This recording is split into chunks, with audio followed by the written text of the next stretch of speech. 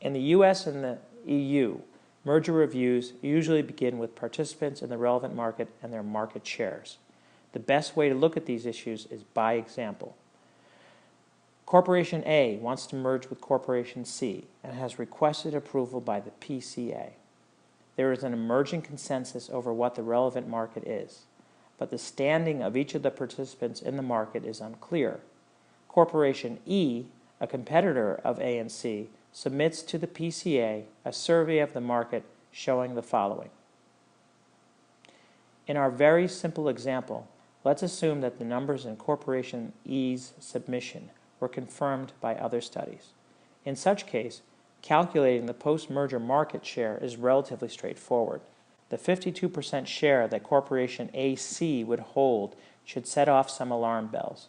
But before discussing possible ramifications of the market position of this new company, let's look at another metric. The Hirschman-Herfindahl Index, or HHI, measures concentration in the market as a whole. It takes the sum of the squares of each company's market share and adds them together. As a very simple example, let's imagine a market with 10 firms, each having 10% market share each. When I went to high school, this is how I described a squaring. That equals 100. Adding each of those squares together gives us 1,000. That is the HHI of the simple hypothetical market. Now, I would like you to calculate the HHI for the market in our scenario. You can ignore the other category. Here is the correct answer. You'd get this by squaring the market shares of companies A through F, then adding these squares together. Not too hard if you have a calculator or even an Excel spreadsheet. Having done this correctly, it should not be too hard to calculate the post-merger HHI. Both the US and the EU point to the risk of overemphasizing market shares. As we will see, the guidelines of both jurisdictions employ a rich, sophisticated analysis that accounts for many factors beyond market shares, squared or not. Still, post-merger market shares can be used as a shortcut.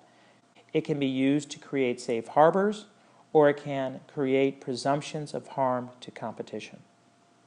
A safe harbor is a colorful term to describe a set of conditions on which a potential target of whatever form of regulatory action can feel reasonably safe. The EU has developed a safe harbor for mergers based on market share of the post-merger entity. Slaughter and May mentioned this number, which they got from the guidelines. What is the post-merger safe harbor in the EU? The United States used to have a safe harbor based on simple market share alone, but the U.S. authorities abandoned it as part of their efforts to move away from over-reliance on market shares.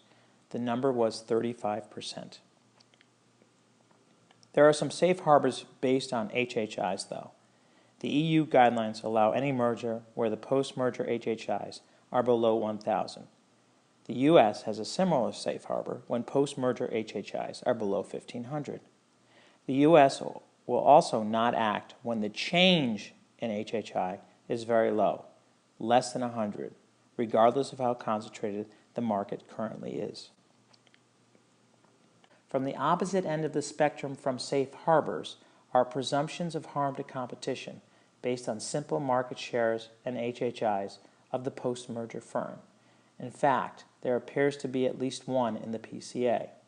Article 20 focuses on mergers that will substantially prevent, restrict, or lessen competition. The merger chapter doesn't give us more guidance on what this might mean. Nonetheless, we can look at the section on dominant position, sections 4G, section 15, and section 27. What's the presumption there? Is a merger allowable in the Philippines when it results in a firm that controls more than 50% of the market? So what should the PCC do when faced with mergers that create firms with market shares greater than 50%? It is not a great leap to think that the creation of a dominant firm through a merger will create at least the presumption that competition has been substantially prevented, restricted, or lessened by that merger. In our scenario, corporations A and C must argue that various offsetting factors, many of them in Section 27, point to the post-merger firm not being dominant despite its 52% market share. Most of these criteria, then, could form the basis for a unilateral effects standard under any future PCC guidelines on horizontal mergers.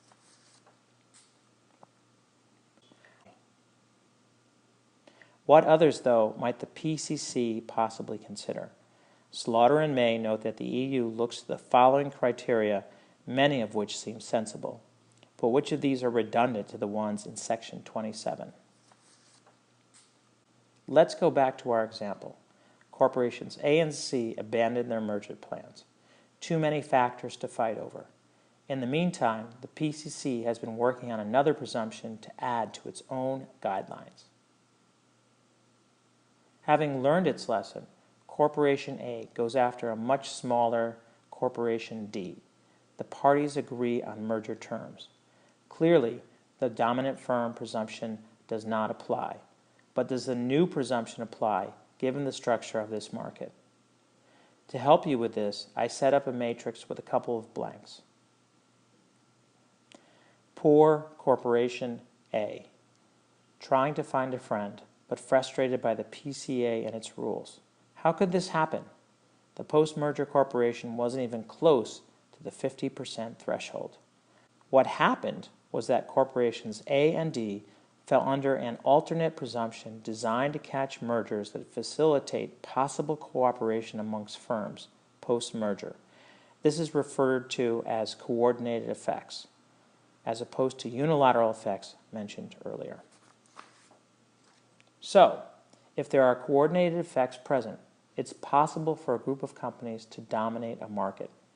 When the market is dominated by a few large firms, it's possible that competition will be less than optimal.